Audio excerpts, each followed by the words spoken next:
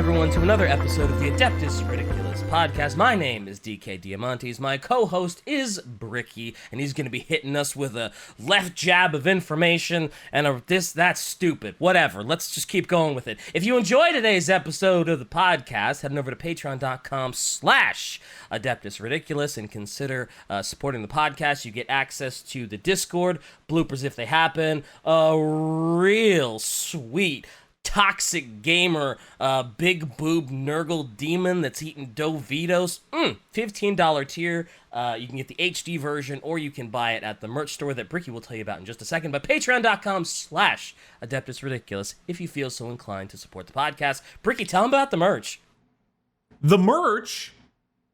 I'm gonna tell them about the merch. Speaking of that awful, frightening Dovito Nurgle gamer thing, which I've been told that Shai has told me that the next one is so much worse, which I'm shocked. But you can still buy that Dovito one. It's not. There's not many left. They went pretty quick, but there's a couple more. Yeah, you're right. There's a couple more posters left. You may snag them if you'd like. Check them out over in the orchidate.com. There's also the entire Little Guy collection. And if you do not have some Adeptus Ridiculous dice, check out the dice. We got dice. And you know, dice is great. Anyway, book club as well. We are going to be recording that next week. This comes out on a Wednesday. We record it on next Tuesday, which means that the book club will be out next week. So finish up Betrayer. Finish it up. Hell yeah. Read your book. Enjoy yourself. And yeah. Now, DK. Yeah. Dancing lizard gif. Oh, jeez. Here we go. That's gonna be the new meme for the next little while. Is that cry about it, dancing lizard, which is gonna be me after crying about it. After I screw up what should be a very obvious quote. I'm sure I will be crying about it and doing that little lizard dance. I like the little lizard dance. It's very fun. I think there's just a lot of use that can come out of it. Sure. Sure. It's all right. All right. I will give you a quote. I don't think that you're actually gonna have too hard of a time with this one. And this is a genuine statement in this one, because it's hard to find quotes from this particular topic that don't make it extremely obvious. I mean, I am a lightweight when it comes to 40K, so do not underestimate my powers. I know you've graduated from lightweight. Let's be honest with ourselves here. All right, we've done this for over a year. Well, okay, fine. You genuinely might know more than the average 40K fan, just due like the wide spread of knowledge we've had to cover. Anywho, the absence of faith is the mark of the weak. The absence of faith is the mark of the heretic. The absence of faith is the mark of damnation. These heretics refute the emperor's holy right to rule. Let them argue with the barrel of a gun. Wow. That's definitely some that's definitely some Hume shit. That's definitely some Imperium shit. But I mean, it sounds like it sounds like Inquisitor shit. It sounds like Inquisitors that are just like, oh, if you lack faith or you don't show enough faith, well, I'm gonna shoot you. So, but we've already done Inquisitors. We have already done Inquisitors. Maybe this is a specific, like, this is like a more in-depth look at Inquisitors? Maybe? Possibly? Royal Police? Commissars? Well, okay, it's not Inquisitor-based, but you're close. It's not Inquisitors. It can't be Sisters. They're very like, oh, no faith, barrel of gun. Although Sisters would probably do way worse to you if you had no faith. They probably wouldn't just shoot you. They'd probably like torture you. And why don't you just tell me what it is? It's Sisters. No way! Really? It is a specific sister. Which specific sister is? I was on the right track. You were getting there. I was getting there. as the Ordo Hereticus' main militant arm is the Sisters of Battle, so in a sense you were kind of right. You were hitting it. We're finally going back to things Bricky wants to do and screwed all of you, which means we're gonna talk and have a dedicated episode on the Angel herself. The Angel herself. Okay. Bro, what's her name? Celestine? Thank God. Oh, let's go. God. Let's go. If you had forgotten this, I swear. Also, goddamn, Ted, that is a baller background. Oh shit, let's go. Yeah, Shai just showed us the thumbnail, and it's woo. That damn, he is fucking. That is fucking baller. The sword needs to be a little brighter, like a little more red and flamey. But besides that, that's fucking great. I love that. Yeah, that's amazing. Jesus. I'm here. I'm being here hypercritical of amazing artwork. It's part of the episode is talking about the sword. Listen. All right, tell me about the angel. Tell me about Angel Celestine. All right. Celestine, the living saint, a very popular character in 40K. The quintessential poster girl in more ways than one, like both in a metaphorical and literal sense of the Sisters of Battle. There are many living saints, or there are many Imperial saints, so to speak, but there are not many living saints as far as I'm concerned. Because you remember way back when all of the sister ordos had a matriarch, which was a saint, Saint Catherine, Saint Dominica, etc. But of course, they're all dead. But good old Celestine here is not.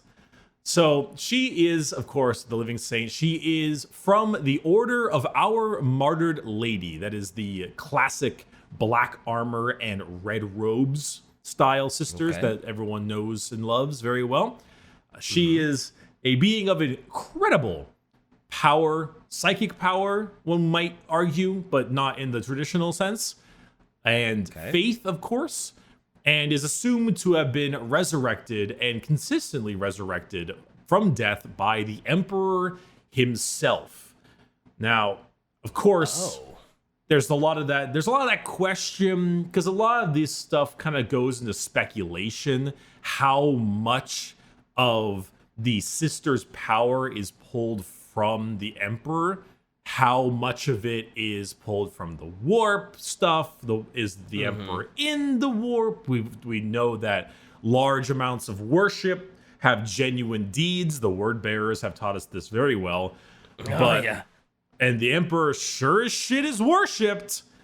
By a lot of people very fervently. So, So the idea of the sisters being some of the most faithful, the most passionate, and having the ability to have just these miracles occur for them, is that the Emperor's doing? There's a good percentage to assume that it is. Is Celestine's revival the Emperor's doing? Maybe. One might ask why him or her specifically. I don't know. Not the point. Very little is known about Celestine when she was a sister herself.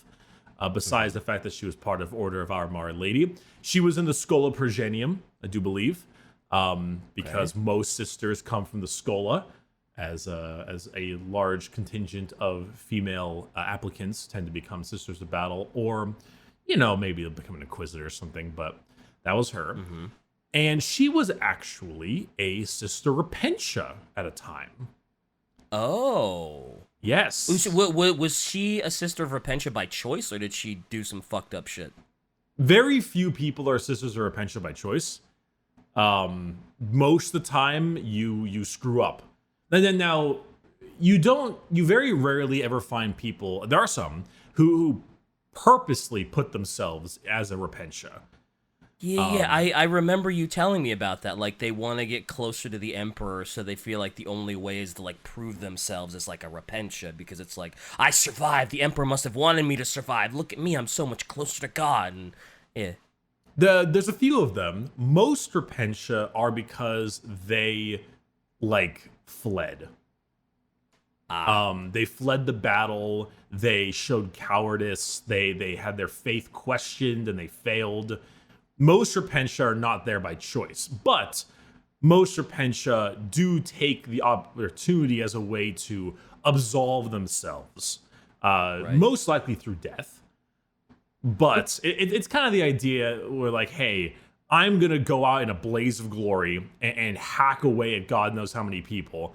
And when I die, I will be by the Emperor's side and I will have shown my devotion. And if I live, how very small of a chance that is, then awesome. Then I'm reinducted back into the ranks. People in the Sisters show quite a lot of respect to repentias who survive and like prove themselves, because that's like the closest you could possibly be. Like, you were willing to sacrifice. I mean, they're all willing to sacrifice their life, but you tried to get yourself killed for the Emperor, and the Emperor said, no, you deserve to live. You're supposed to live. God's plan. Oh boy, nothing like religious extremism to really get you going in the morning, right? God's plan.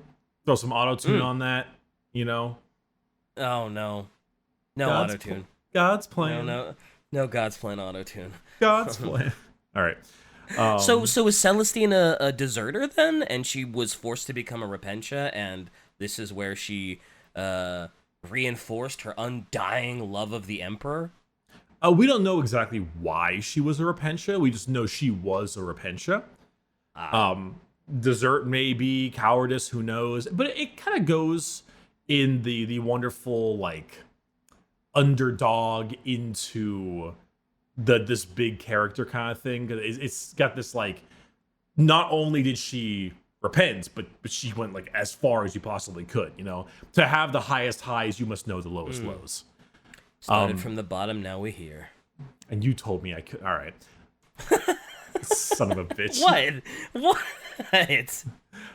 So she fought against, naturally, heretics, because Sisters are almost always pitted against heretics, in the deadliest battle of a major capital city. And she, along with every single other repentia that was sent into that city, had been killed. However, when her body was recovered and brought to the other dead, they found that there was a little bit of life still left in her. And so she was nursed back to health. She was cleansed, of course, and then reintegrated into the Adeptus Sororitas as her bad deeds had been admonished. So a few hours after that, she had helped lead and fight the battle back against the heretics, and has been seen as kind of like the sacred figurehead for the whole sector.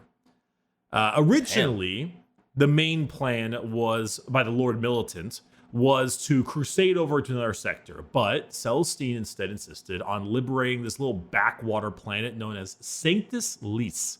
Lys? L-Y-S. I'd say Lys. How do you say fleur-de-lis? It'd be Lee then. Yeah, fleur-de-lis. It'd be Lee, because isn't the Lee in fleur-de-lis spelled like L-Y-S? Oh, I have no idea. Oh, well, you know what? Look at Bricky lecturing on French after his... I'm not lecturing, I'm asking. I want nothing to do with the French. Bricky's like, hello, the French said fleur-de-lis, so it must be that way. I was asking for input. And I gave you the input. A Han baguette, motherfucker. I love France, by the way. France is beautiful. Beautiful country. As an American, I take it upon myself to hate them, even though I've never been there or met very many of them. But, you know, it's like hating the British. It's required. Well, I wouldn't know anything about that. Oh, spotted tea, beans on toast. What cuisine? Anyway. I mean, beans on toast isn't even bad, though.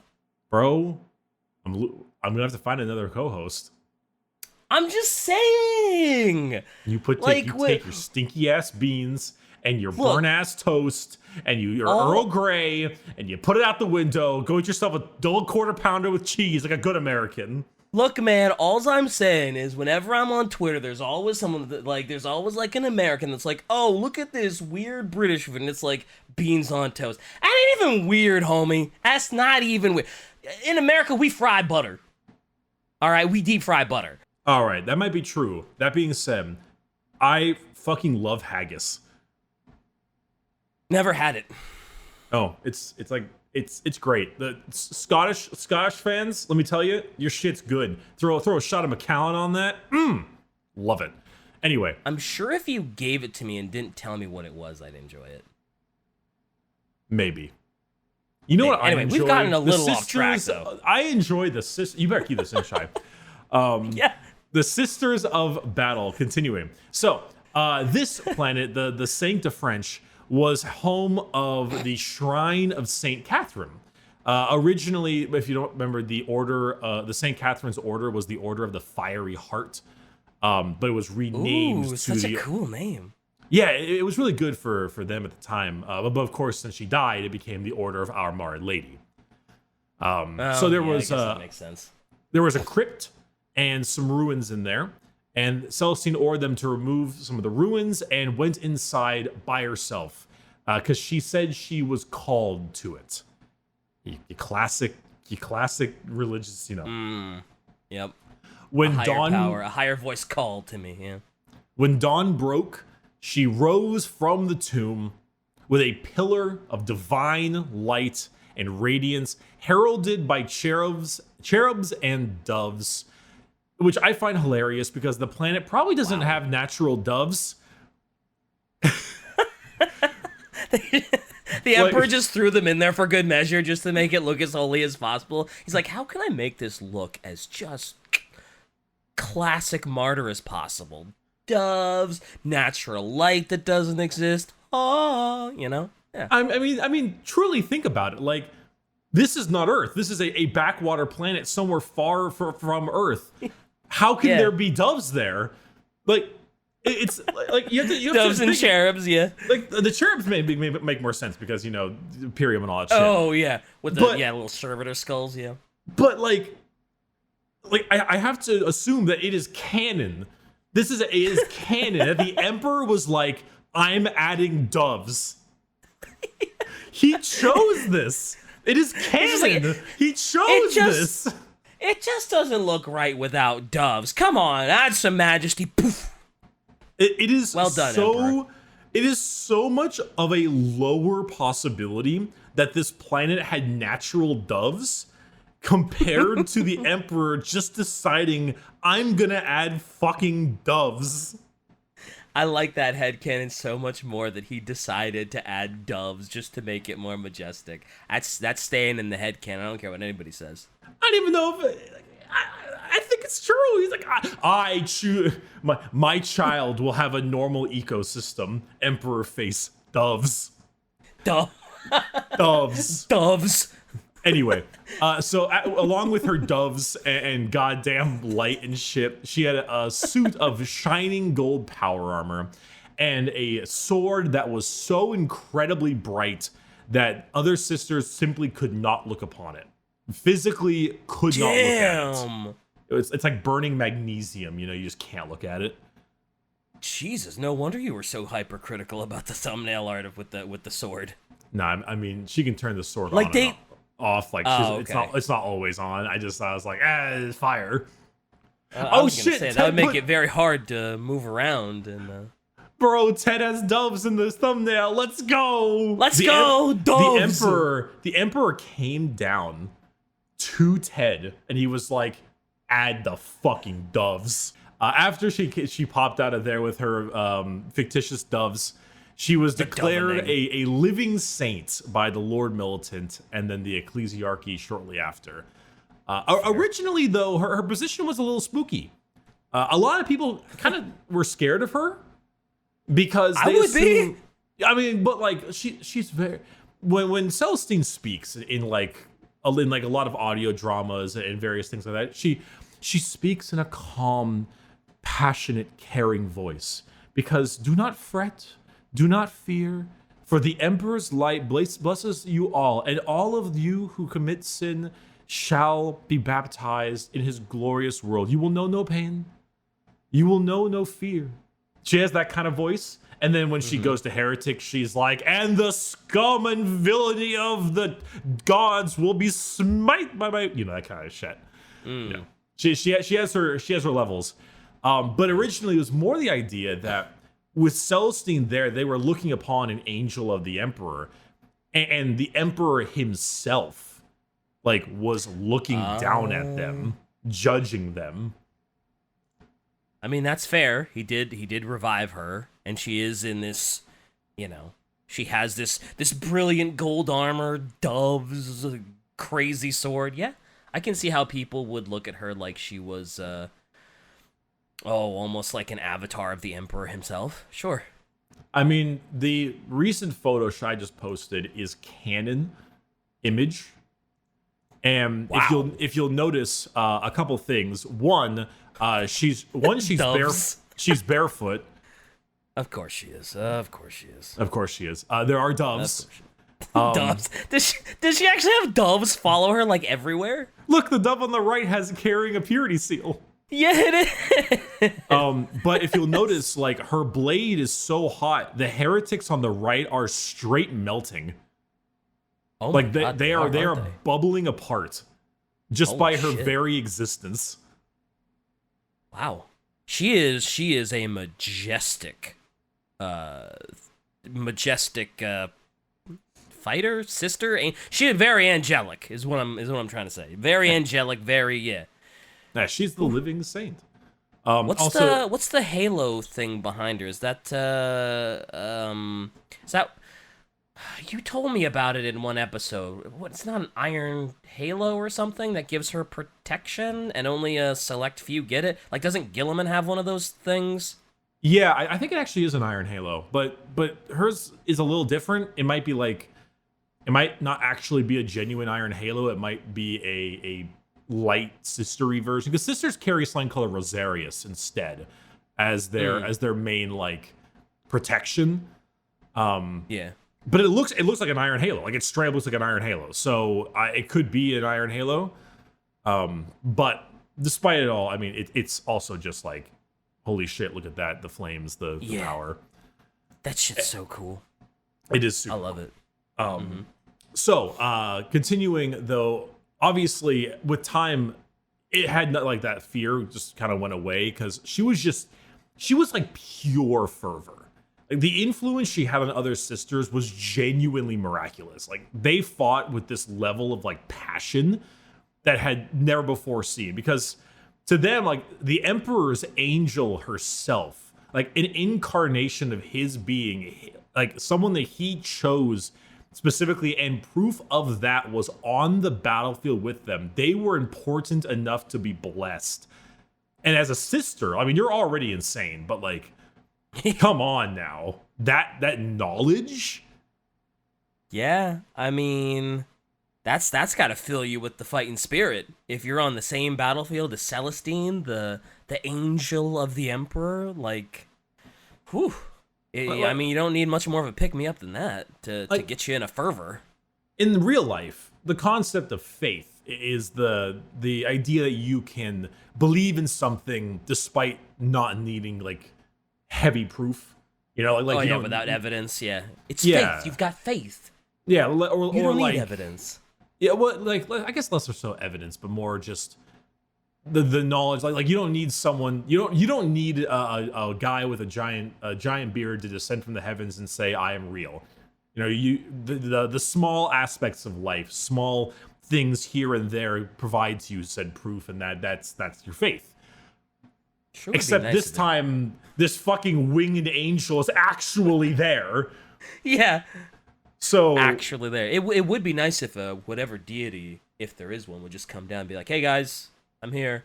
Maybe stop being such assholes to each other for a little bit. Deuces." And then they take a fat bong rip and then they go back in heaven. Can you imagine if the deity, the creator of the universe, came down and was like, "Hey everybody, I think y'all need to chill out. Peace." You see that? That's just canon. Dipped. That's just canon for Buddha though, so it's all right. Yeah, and then just doves. The man's and then doves, and then just doves. No, it took a fat bong rip and exhaled doves, right? Oh hell yeah! He just like blew it all Hell out. yeah, And just dust brother! came out. It just doves. Yeah, no smoke. It's just doves. Just yep. Anywho, yeah, and also not to mention that the angel is literally killing the people you're trying to kill, and they actually stay dead. So yeah, pretty nuts. But it was assumed that she had actually had died at the hands of a renegade warmaster who triggered this big like atomic meltdown in his fortress. And she was way deep in the said fortress, and so it was assumed that she had died from there. The Bell of Lost Souls was told. Many were grief-stricken. Oh, the living saint's dead. But the sisters, of course, in their prayers, were happy because now she was definitely on the side of the emperor. You know, the usual stuff. She walks with the emperor now. She's moved on to a better place. But with time, she was constantly reappearing in other battlefields. There was a fight with the combination of the Order of the Ebon Chalice and the Salamander Space Marines fighting off some Chaos Black Legion. And during this time, they were eventually being attacked by a ton of possessed Chaos Space Marines. And as the possessed were just like ripping through the ranks, out of fucking nowhere, a burst of light comes out of the sky, and Celestine just like screeching arrives in the battlefield like a meteor and starts hacking away at people. Whoa. All right, that's dope. Because lol Lamau Angel. Holy shit. General Radon. The Radon The Radon Festival rises in this meteor. We're gonna use our anti-gravity powers to launch into the sky my young horse. Yes, sir. That poor little horse. That poor little dinky little horse. But, I mean, good for Radon for learning gravity magic so he could always have his trusty steed with him. What a bro. But she came down, carved a path through the chaos possessed, and then eventually stabbed her sword into the heart of the Chaos Lord. And then, that, she was gone. And she would kind of bounce around to different places. She would see like herself in various battlefields where the heretics were at their highest. And I've told you this before, but for the viewers who do not know about Celestine's revival process, it's I don't know if it's necessarily considered canon or not. It might not be. It might be a artist's rendition or a theory, but it's pretty metal, so I'll say it anyway. Okay. The idea that when Celestine dies, she awakens in a room. I think it's pitch white, but I'm not quite sure. And there is a crying young girl. And this young girl is just like an Imperial sis or whatever, and she's just sobbing. And her duty is to go to the young girl and to comfort her. However, this young girl is upon a pile of bones. Oh. And the bones are said to have been the prior dead Celestines.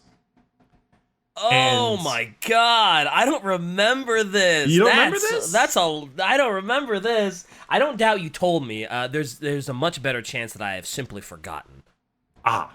Well, the idea is that every time she dies, her bones are taken in this realm, and it makes the mountain to climb and reach this girl higher and higher and higher. And eventually, the concept is that when Celestine no longer has the strength, when she's no longer able to climb the mountain, is when she will eventually truly die. Yo, how often is she dying that there's a mountain of her bones in this other realm? I mean, she's tough, but she Leroy Jenkins a lot of goddamn combat. Oh, so she just goes in head first to the toughest of tough battles, and okay. I mean, I'm assuming, but it's at the same time, you know, there's a lot of war. And there's a lot of Imperial space. I mean, there's a quote here. Hey! Celestine woke up in the dimension of the warp, on top of a huge mountain made of skulls, bones, and broken and rusted armors. All around her neck, there was a deep scar that soon faded away. Oh, she lost her head.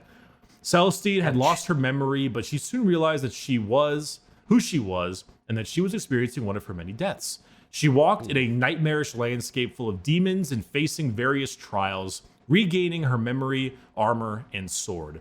She found 2 other ladies who revealed to be parts of her own soul, Faith and Duty, and a young girl who was her hope. After the trial, she was able to return once more to life.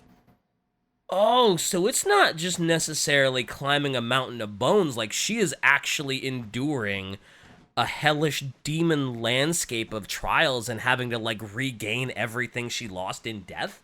I guess that young girl trial is the final trial because it's her hope. Oh, okay. See, I thought it was just the get to the hope part. Man, she got to go through a lot of shit to revive. Damn, girl. Well, good for her for being able to get through that apparently so many times, because that's a mountain of bones, and having to relive her deaths. And ooh, poor Celestine. Shouldn't say poor Celestine, but still, that's a lot. Yeah, but she's a baller, so it's okay. Shy brings up great point. If she's not just cheaply respawned by the Emperor, but she's actually like rebuilding herself in the warp, she becomes a lot cooler that way. If it's not just the Emperor going, yeah, you're back, and she actually has to go through these trials all the time, like she's so much more of a badass that way.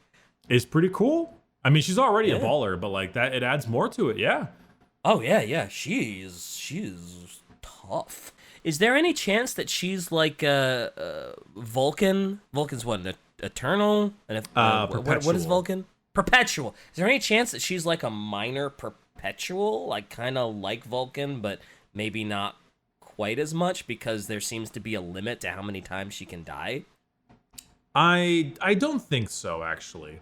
I don't think she's just Emperor shenanigans. Yeah, I think because Vulcan just kind of comes back alive along with other people, but he's not. He doesn't have this level of light. He doesn't have angel wings. He doesn't have like bright shining light coming from his body and all this like Emperor Grace kind of stuff. You know, he's. I'm not going to call him just a guy, and I'm definitely not going to call him. Imagine calling a Primarch just a guy. I'm certainly not going to call him just a little guy because Vulcan is a slab of beef. That man. Vulcan is a big boy. He is gigantic. Yes, he is a mastodon. Holy shit. But he is still just a guy. Just a guy. Yep, just a guy. Anywho, moving on, Celestine, most notably, and we talked a bit about this, so I'll cover it already. For those of you who do not know, you should check out the Fall of Cadia episode. Yeah, brother. Because she was there in the Cadian system during the Fall of Cadia. She actually had operated as a beacon in the warp to help those lost by the Emperor and could not see the Astronomicon.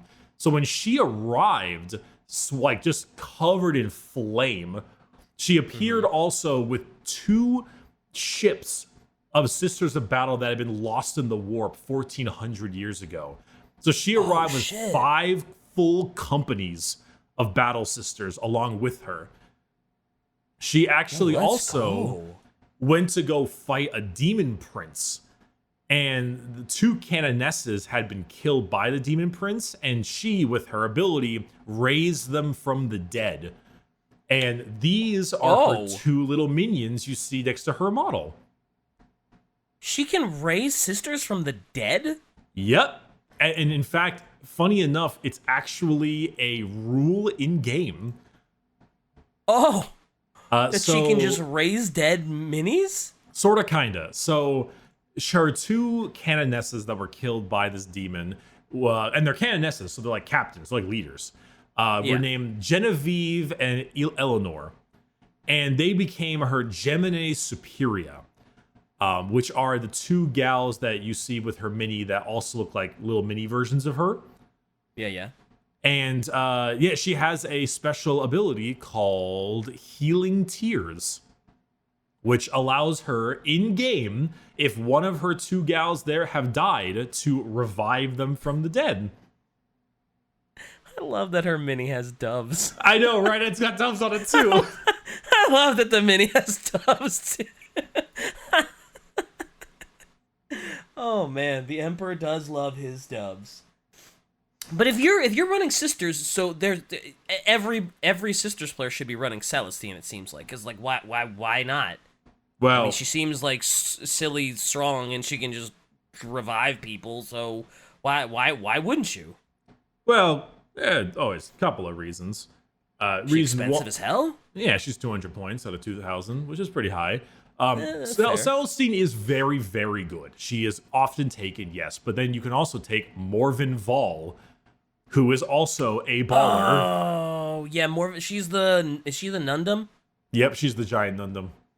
That's fair. Yeah, That's fair. who has one of the best abilities in the game. So it's like, yeah, like Morven Vol. Well, I mean, either way, you're gonna get a good a good sister. Honest to Whichever God, one you take. often people run both because they're just so fun. That's a lot of points, though, right? Oh yeah, but they hit hard. Anywho, during this time, they eventually kill this demon prince, and as we remember, Call arrives. He's like, the pylons of the Xenos hold back the Eye of Terror, and then Trazen's there, and he's like, hey, get in my vault, and all that shit. Yeah. And so all the pylons are in the catacombs, and they go down in the catacombs to hold off the fight. But guess who's down in the catacombs? That's right, it's our boy Kyle. He's got his Dodge Ram, he's got his Monster Energy, and Abaddon's here to play. Anyway, no, Abaddon's down. Good old Issa Kyle. He's down there. He fights Celestine a decent amount, and then they're going kind of toe for toe. But then the pylons activate and start shrinking the Eye of Terror, which actually starts to heavily damage Celestine because her powers come from the warp. Yeah. So she gets her ass smacked by good old by Abaddon for a little bit. Lord Creed, our cigar chomping son of a bitch, puts up a slight fight against him, which I think is basically blocks like 2 blows. Which is probably very impressive considering. Yeah, considering it's Abaddon, it's Mr. the Despoiler. And then he gets his back broken. And he gets baned. He gets baned. He gets his spine cracked. Yeah. And good old Celestine was about to die, but then Inquisitor Greyfax and the various Pokeballs from Trazen's vault come out to save her, etc., etc. Everyone's here. Endgame, the whole fun stuff. Yeah. We talk about it plenty. Celestine was going toe to toe with Abby, huh? Celestine, she fucks, yeah. Damn. So if the Eye of Terror hadn't gotten shrunk and she was at that power, could she have beaten Mr. the Despoiler? I don't know. If Abaddon gets beaten a lot because they need a villain to be beaten. He's a villain, yeah. But I'd probably say no. Abaddon's just kind of this next level. He's souped up by every single chaos god, and like he's practically almost Primarch level. The guy is pretty nuts with how much he's been souped up in strength.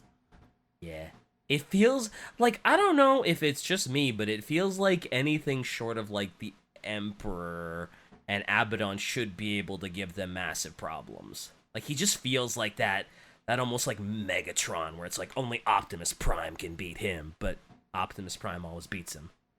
I'd say that Gilliman would probably be able to take him out, but I don't think many things short of Gilliman.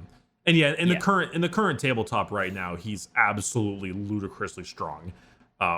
Almost so too strong, I think, with the kind of thing like, fine, you want to make fun of Abaddon? Now try making fun of Abaddon. Yeah, make fun of him now, bitch. Yeah, to make fun of him now as he bonks your entire group. I'm happy for Abaddon because I always felt like he got needlessly shit on for how like kind of cool and like dope he seemed, even though he's like a horrible villain. He seems cool. It seems like, he accomplished a fair amount with the Black Crusades, even though he always lost because he's the bad guy. But yeah, well, not always. He won one. Well, yeah, no, he got the fall of Cadia, which was the important one. Also, it's not assumed that he lost them all because there was like some of them he like got things like the Blackstone Fortress, which he needed. For the 13th one. So one might say he was collecting. But anyway, Yeah, she got taken down a peg, but then once the Eye of Terror broke open again, then, well, she's back to normal, not in a good way, but supercharged. Yeah, get juiced up. Hit the roids. Yeah, she got a juicy hit of steroids when that thing cracked open, I bet. Yeah. But everything past this we've covered in a couple of prior episodes. They go through the webway, they meet up with Yvraine, they go to the ice world, grab some people, they go to Macrog, they go to Gilliman, they res Gilliman. She's out there slapping Black Legion dudes with a broken arm, one-handing her sword, just slicing up CSM because she's, the whole thing. I think she had a wing clipped, like all this kind of stuff. What a badass. She is a total baller. And then from there on, then afterwards, she's here and there fighting what she can. But every time she dies, I think she recently was just killed by Karn. Really? I believe that she was just recently murdered by Karn the Betrayer. Yep. But of course, she'll get back up like she does. I'm not sure why, but in my head, I'm just like, wow, Karn killed her? Not that Karn is weak or that Karn isn't to be feared. It's just, I don't know, Celestine seems like she's so above Karn, especially with the Eye of Terror just wide open. It almost seems like he should be child's play next to her. Remember the old statement, though, that it is said that Khorne himself has an extra pile of skulls by his throne only from Karn. That is true. Karn's pretty nutty, too. I mean, have you seen that bicep? I mean, come on. Have you read Betrayer? Yeah, also true. Also true. Yeah, he's a guy. Does Celestine get to choose when and where she revives, or is it just once she gets to the top of that bone pile, just blips back in wherever? Does she have a choice? My assumption is no, but I don't have anything to back that up. Yeah, because it was when she showed up again for the first time, she just came in like Radon, just out of the sky, does that just kind of happen, or I'm doubting. And then she's like, I need to go over here. I'm doubting it's like that every time. There is an audiobook called Our Martyred Lady that I listened to a while ago, and it's about assassins and sleeper agents attempting to kill the Ecclesiarch, which was Doge Van Dyer, but now is a guy named Ecclesiarch Decius, and it involves these nuts. Got him! I couldn't help it. I'm sorry. And it was about her helping save him, and it was actually a little bit interesting. When she's out and about, her sword can turn off, but also her wings are not a permanent part of her. She's just apparently there was a funny joke where she's there on Terra with the Ecclesiarch, and she's just kind of walking around, as a bodyguard escort, and everyone was asking her to turn her wings on, and she was like, "It doesn't work like that. I need to be fighting." Oh, so only when she fights do they appear and unfurl, and she can use them? She's like, I don't just blast my wings out at a time. I use it when it's time to fight. It's there's a battle, there's fervor, there's a faith in my heart. Yeah, so the wings aren't a permanent thing, actually. They kind of come on and off. Oh, I just thought they were just always attached back there, and she just walked around like an angel with these closed up wings on her back. I didn't realize they just poofed when she's not fighting, and then she just turns them on with the holy faith of the Emperor in battle. Yeah, they poof. There was a great moment where they needed to get off the streets because of an assassin, so she grabbed the Ecclesiarch and started flying over the crowds, and he was like, Where did those come from? Jesus! No, not like that. She's like, no, Jesus, it's the Emperor. Because he was an old man, 70 feet up, or 700 feet up, and he's like, oh my god. Yeah. That was a fun book. That's the book where you got all the Greyfax Celestine shipping. That's where that came from. Was that book? Show me the Greyfax. Yep. Yep. Shai said, from what she can tell, she appears where she's most needed, or something like that, because she always seems to appear in the middle of some war. It certainly could be. All I know is that fun fact about her wings is kind of cool. That is really cool, actually. And also, you know, she's got this very like, she has a lot of like imagery, you know. She's very much the poster girl, and like when she was on Terra, people would see her and be like, "Holy shit, it's her." Yeah. Shai said, meta-wise, I think she's supposed to be based on Jeanne d'Arc, considering a bunch of French references and the fact that real Jeanne claimed to have visions from Saint Catherine, like Catherine of our Martyred Lady fame. Jeanne was also first considered a heretic, like Celestine was first a repentia, but eventually she became a Catholic saint. Well, Games Workshop is anything if not blatant. Yeah. What? This isn't a Games Workshop original? OC? OC? Wow. I was stunned and dismayed. It's almost like that's all of their property. There's certainly a lot of that. Yeah. There's certainly a lot of that going on. But yeah, Celestine is still what she be doing. She's got the wings, she's got the burning sword, she's got the doves and the cherubs and her two pals, and she goes out and exacts vengeance for the Emperor and provides a strong faith to all of those around her that are not prepped for that life. You think the wings stay on during sex? Oh, absolutely. Do you think in order, she's like, have you brought protection? And then she's like, oh, don't worry. And she pulls out a dove and she just lays it on the bed. And she's like, he'll be watching over us. The guy's always disappointed because it's like, he's like, you were faking it, weren't you? And Celestine's like, how could you tell? The wings didn't come out. In terms of the video game, it's the tabletop game itself, the way she works is that she's pretty tanky. Her armor is very tough. It has the same stat line as Terminator armor.